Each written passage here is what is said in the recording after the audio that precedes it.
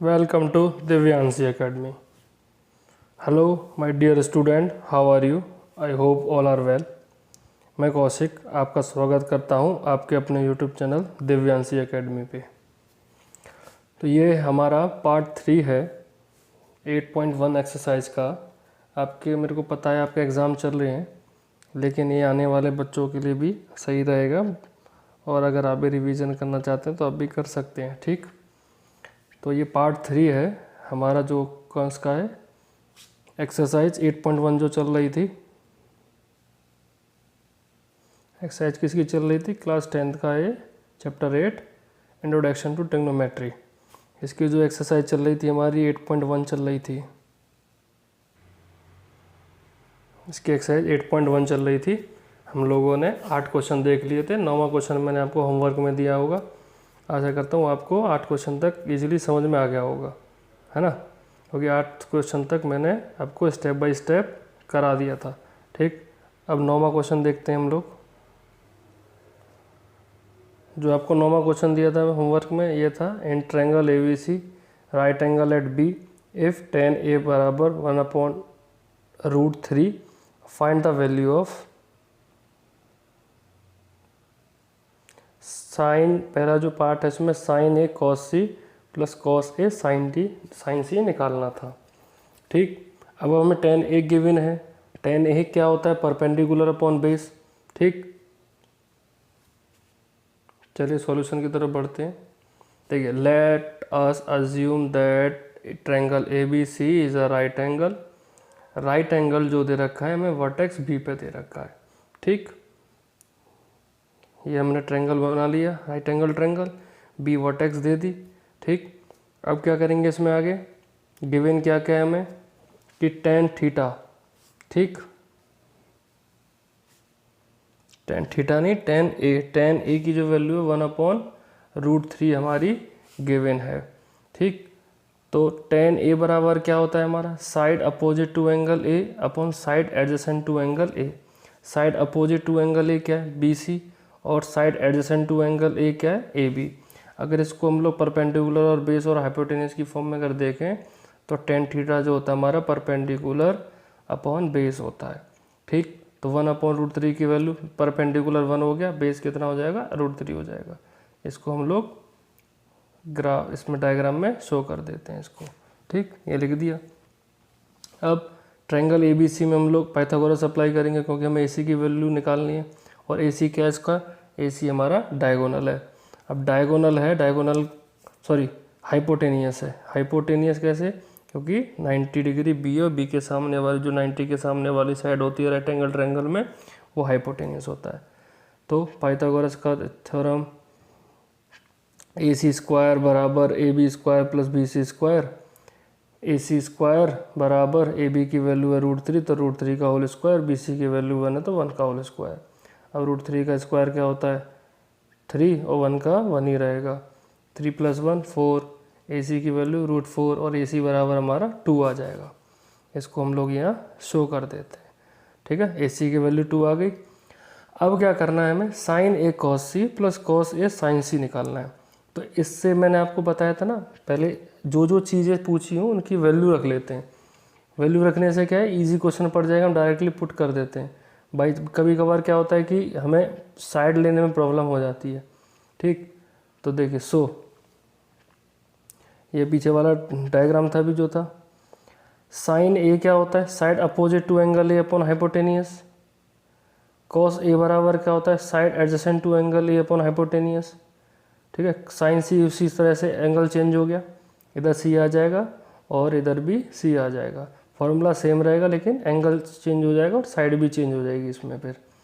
ठीक, अगर sign A side के हिसाब से देखें तो BC अपॉन AC हो जाएगी, जिसकी वैल्यू 1/2 हो गई। कॉस A की वैल्यू AB अपॉन AC हो जाएगी। AB बेस है और AC हाइपोटेनियस है, तो इस हिसाब से √3/2 हो जाएगी। ठीक, साइन C अब देखिए एंगल चेंज हो गया, साइड चेंज हो जाएगी। अब हमारा जो हो जाएगा अपोजिट साइड क्या हो जाएगी? AB। ठीक, और हाइपोटेनियस AC हो गया। और side adjacent to angle C अगर देखा जाए तो वो CB हो जाएगा, लेकिन हम लोग पहले ए बी अपॉन ए सी की वैल्यू रख देंगे।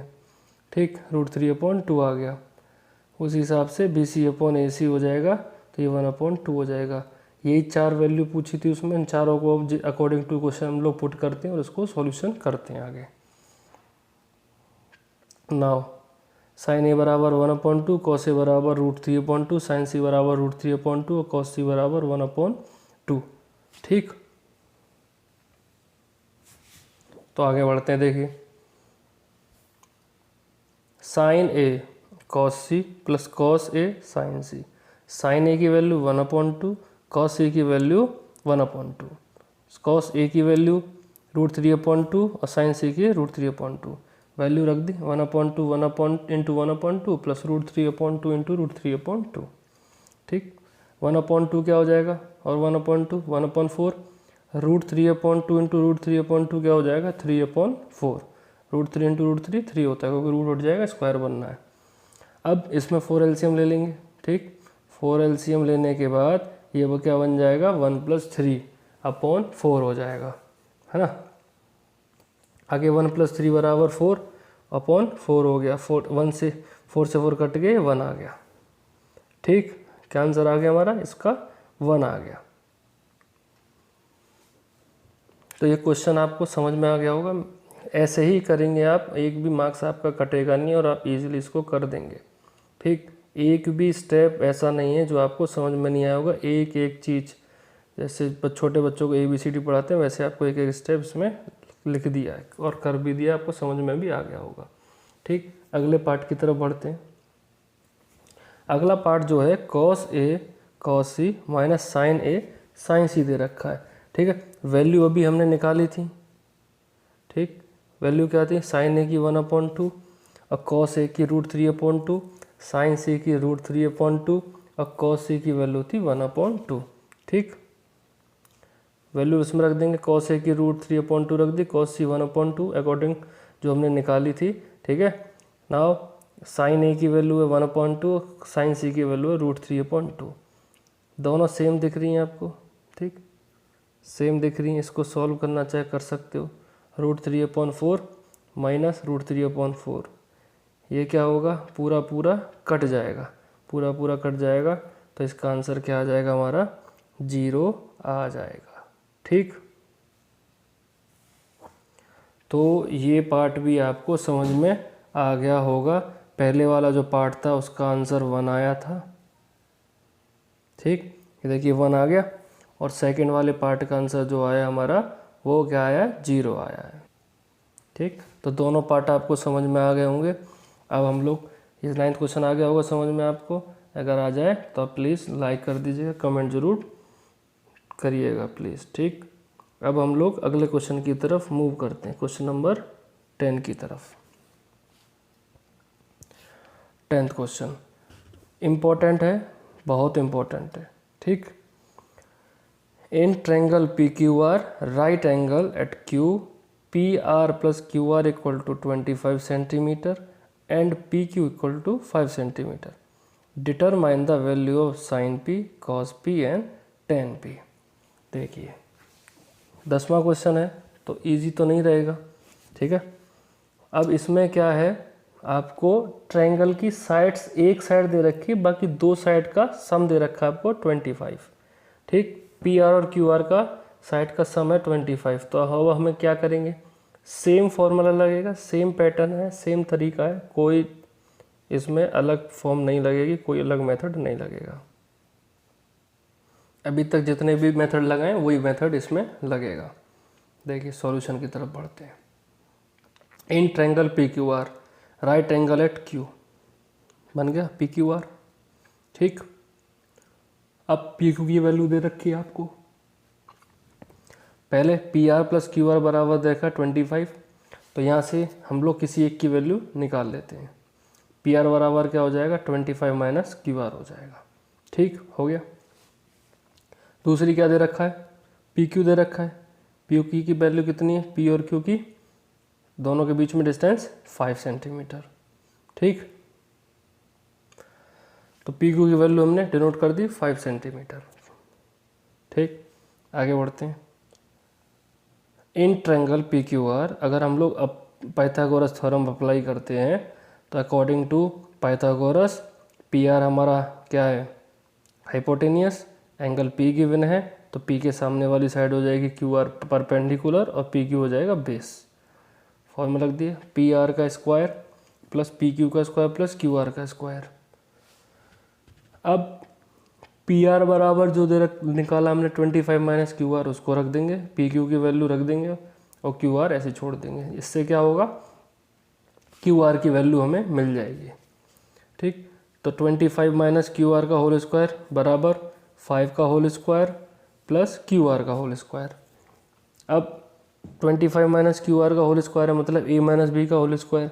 ए माइनस बी का होल स्क्वायर क्या होता है, A square plus B square minus 2ab। ठीक, ओपन करते हैं तो देखो 25 का स्क्वायर 625, 625, बी की वैल्यू बी स्क्वायर होता है तो क्यू आर स्क्वायर हो जाएगा माइनस 2 इंटू ए बी, तो 2 इंटू ए की वैल्यू 25 है और बी की क्यू आर है, कर दिया। 5 का स्क्वायर 25, क्यू आर को क्यू आर छोड़ देंगे। ठीक, अब क्या करना है नेक्स्ट स्टेप में, क्यू आर से क्यू आर कट जाएगा, है ना, क्योंकि इक्वल है, दोनों का सेम साइन है तो ये कट जाएंगे। बचेगा क्या, 625 minus 2 into 25 into Q R क्या हो जाएगा, 50 क्यू आर हो जाएगा बराबर 25। अब क्या करेंगे, वैल्यू को एक तरफ रख लेंगे, वेरिएबल वाला टर्म एक तरफ छोड़ देंगे।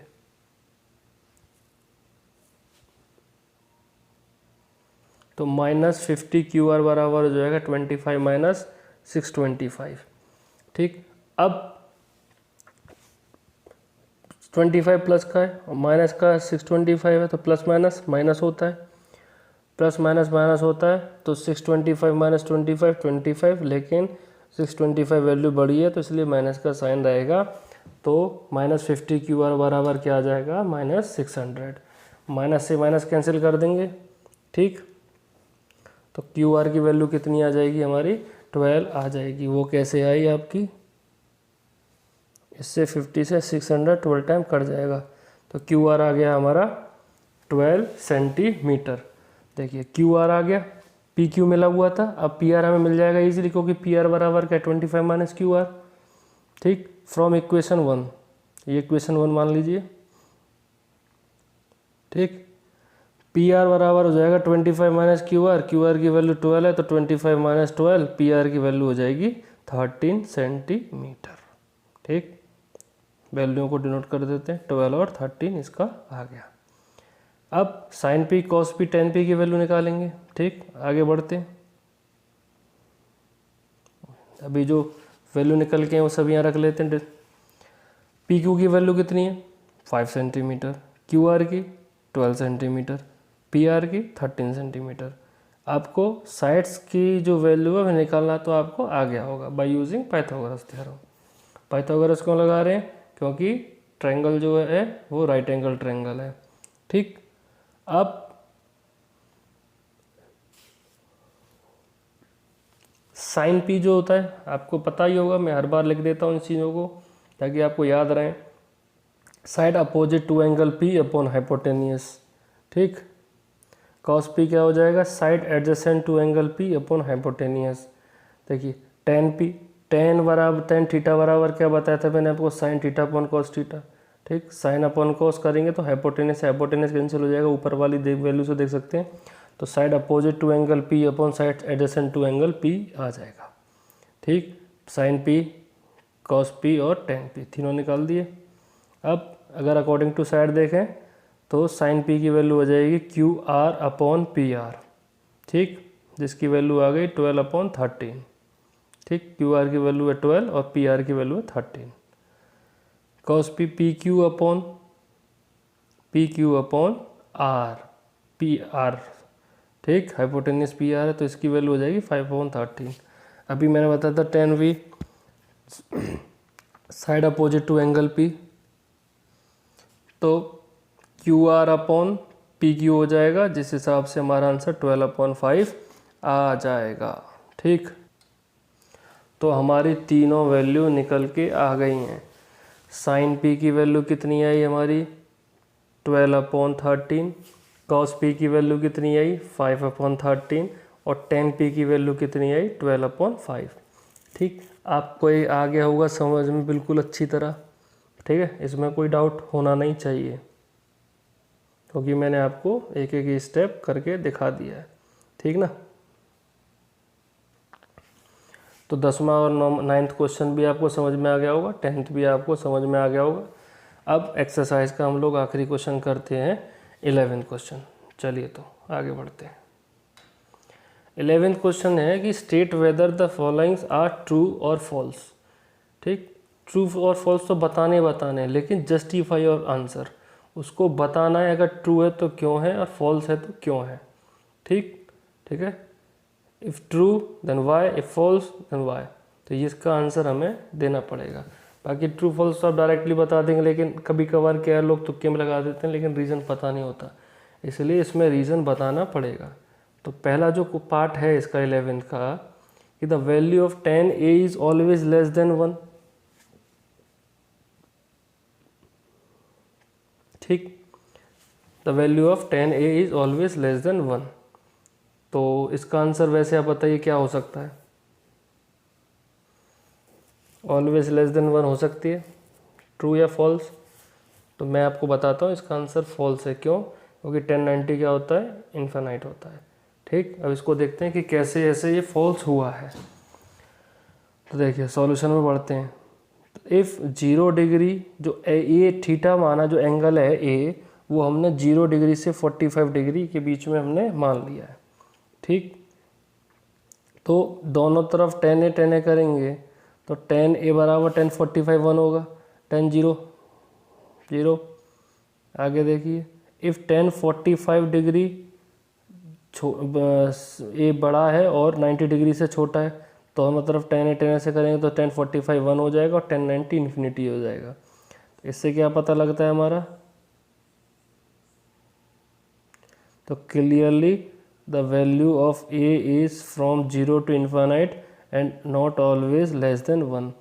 तो इससे हिंस द गिवन स्टेटमेंट कैसी हो जाएगी हमारी, फॉल्स हो जाएगी। तो ये आपको समझ में आ गया होगा। ठीक है ना, इजी था। अब सेकंड पार्ट की तरफ बढ़ते हैं। सेक ए बराबर 12/5 दे रखा है फॉर सम वैल्यू ऑफ ए। ठीक, इसको चेक करना है। ठीक, इसको पहले करते हैं, उसके बाद इसका आंसर हम लोग पता लगाएंगे।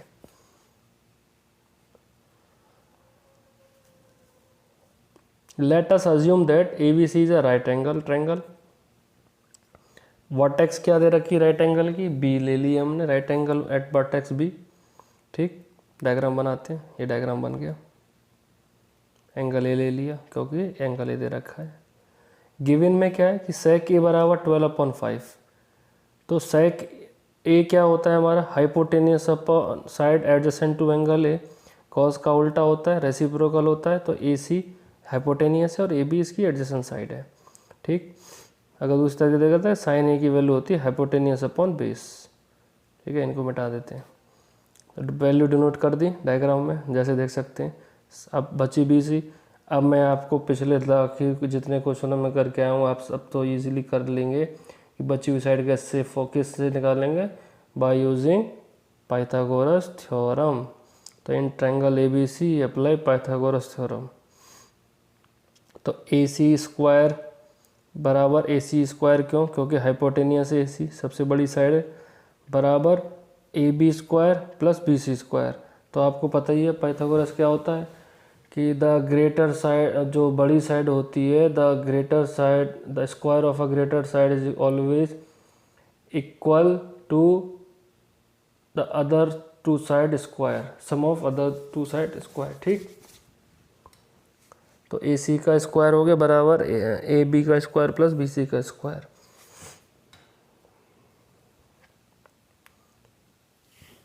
AC की वैल्यू 12 दे रखी है तो 12 का स्क्वायर हो गया। AB का स्क्वायर, AB की वैल्यू 5 दे रखी है, BC हमें निकालना तो BC का स्क्वायर रह गया। 12 का स्क्वायर 144, 5 का 25। ठीक, 144 equal to 25 plus BC square. 25 को उधर ले जाएंगे तो 144 माइनस 25 बराबर BC स्क्वायर। तो 144 माइनस 25 करोगे तो 1 आएगा बराबर BC स्क्वायर। BC स्क्वायर की वैल्यू हो गई √119। ठीक, अगर इसको ओपन करें रूट को तो BC की वैल्यू 10.9 के आसपास ये आएगी। ठीक, अब for some value of angle A, इसको चेक करते हैं कि इसके बीच में आएगी कि नहीं आएगी किसी एंगल ए के लिए। देखिए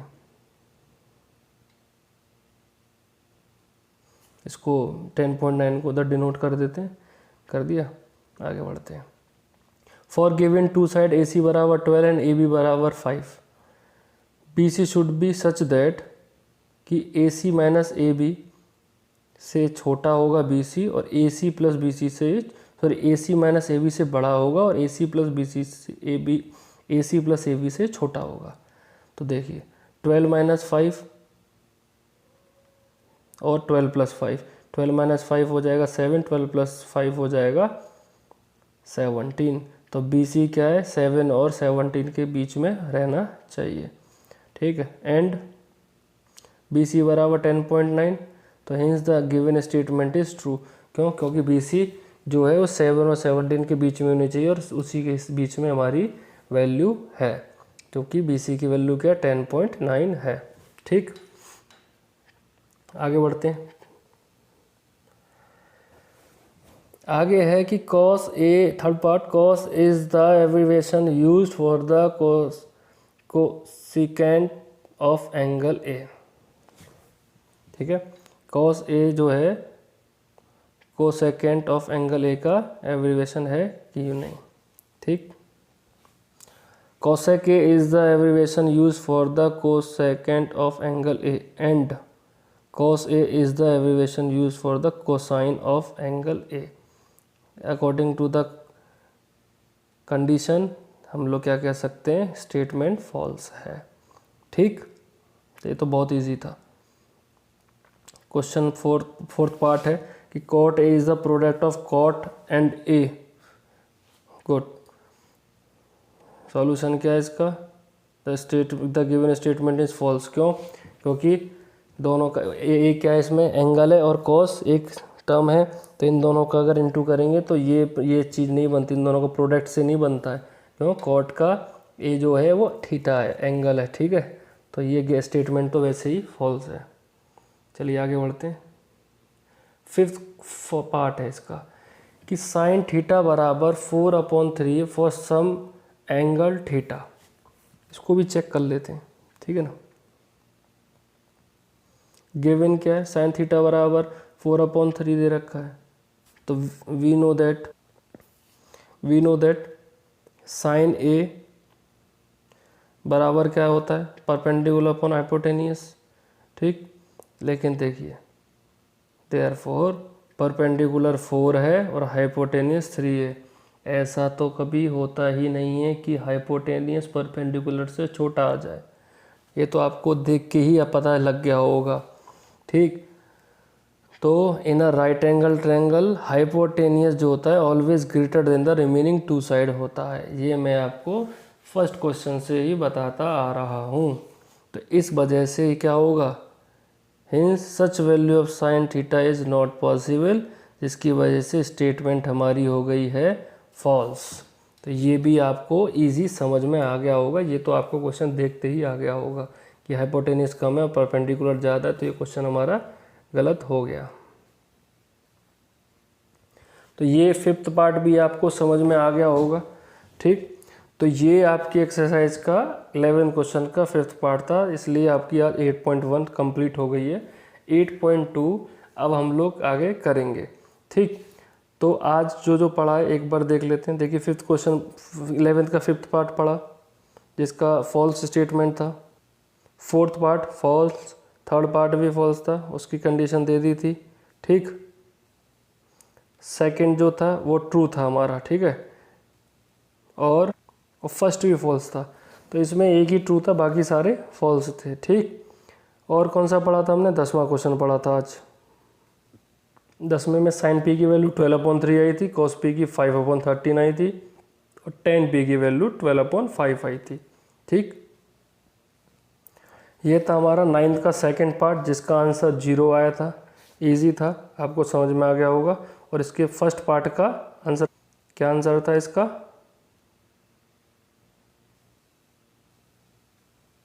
इसका आंसर था 1। ठीक, तो ये आपको आ गया होगा समझ में, 9 सारी एक्सरसाइज आ गई होगी समझ में। ठीक, अब मैं आपको एक क्वेश्चन होमवर्क में देता हूँ, एक्सरसाइज का ही क्वेश्चन है, ये आपको होमवर्क में करना है और कमेंट में इसका आंसर बताना होगा। ठीक, तो क्वेश्चन है, ये एक्सरसाइज का 5th क्वेश्चन ही है। अब देखते हैं कि आपको कितना आया। कि 5th क्वेश्चन जो है हमारा, गिवन सेक थीटा बराबर 13/12 दे रखा है और calculate all other trigonometric ratios ने आपको निकालनी है। ये एक ही क्वेश्चन आपको पूरा एक्सरसाइज बता सकता है कि कैसे कैसे क्या वैल्यू किसकी कब कैसे निकालनी है। ठीक, तो ये क्या है आपका होमवर्क, ये आपका होमवर्क। तो ये आपको क्वेश्चन करना है और इसका ये आंसर सब सारे रेशियोज़ के कमेंट बॉक्स में प्लीज़ कमेंट कर दीजिएगा। और आप प्लीज़ अपना सपोर्ट बनाए रखें, ज़्यादा से ज़्यादा शेयर करें, ठीक है, तो मैं और अच्छी अच्छी वीडियो ला सकूं। तो ये आपको 8.1 आपको समझ में आ गई होगी। 5th क्वेश्चन आपको होमवर्क में दे दिया है, ठीक है। बाकी आपके एग्ज़ाम चल रहे हैं, आप अपना रिवीजन करते रहिए। अभी आपका साइंस के बाद जैसे ही SST के जो आखिरी पेपर है आपका मैथ का, तो हम लोग साइंस के बाद डेली एक चैप्टर का रिवीजन करेंगे, ब्रीफ रिवीजन, जल्दी जल्दी जल्दी। ठीक, तो मैं आपको डेली एक वीडियो हर चैप्टर की डाल दिया करूँगा, जो जो इम्पोर्टेंट है और एक्स्ट्रा क्वेश्चन रिलेटेड, ठीक है। तो बस आप पढ़ते रहिए, बाकी ये आपका होमवर्क है, इसको ज़रूर करिएगा। ठीक, okay, thank you so much. जय हिंद, जय भारत, खुश रहिए और हमेशा बड़ों का आदर सम्मान करते रहिए। Thank you for watching Divyanshi Academy. Please subscribe my your channel and hit the bell icon, तो आपको नोटिफिकेशन मिलता रहे, ठीक है। Okay, thank you so much.